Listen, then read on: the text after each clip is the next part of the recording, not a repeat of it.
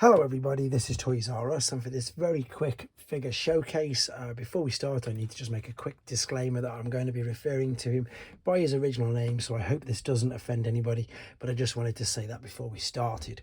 We're going to be looking at the Generation 1 dinobot Slag figure, and we're going to be looking at a very rare and indeed a very sought after version, which is the Canadian red-faced version. So if you're wondering what this is, or if you've never heard of it, and the reason why it's so sought after is mainly down to the packaging. So for those of you who can remember, the original G1 packaging for Slag had on the top there, you can see this red-faced variant. It also had the silver chrome horns, which was of course based on the Diaclone, but they got rid of them, obviously for soft red plastic for safety reasons.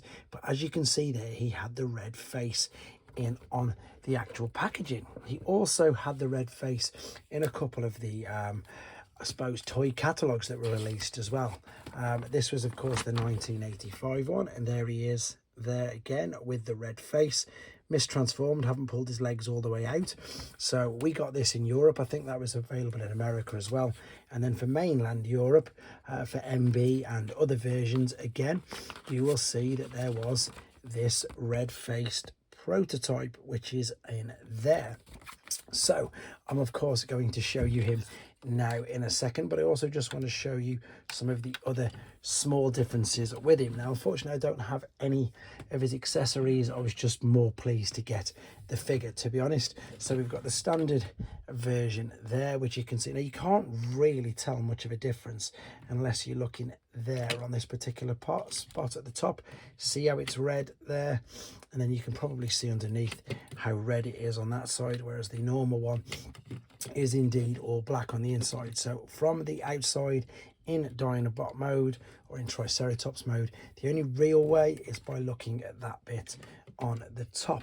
Whereas if we come to the robot mode, if we just bring in the standard Hasbro variant that of course we all saw, now here we go, I haven't transformed this guy in ages.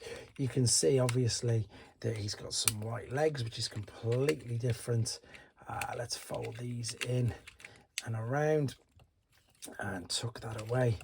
As I say, this is mainly just to make you guys aware. I mean, if you're lucky enough to have one of these at home, he was only released in Canada. Nowhere else in the world was this particular version available. Now when he's in robot mode, you can see there's quite a few more differences. So you've got the white legs, you've got red fists as well, and of course they come out, luckily enough, sliding fists. The reason why I'm laughing, it's one of the questions that I asked Hasbro, whatever happened to sliding fists, and there they are right there on these figures. And indeed you can see there he's got the red. I suppose it's like the actual face is silver, but it's referred to as the Canadian red-faced Slag version. So all the things, all the attachments will fit in his hands as normal.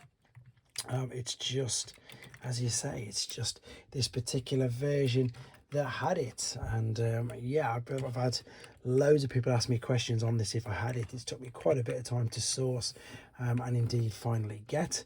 So for that obvious reason, I wanted to share it with you, and there he is. So apart from, as I say, on the other side, hardly any differences, just that literal red line there.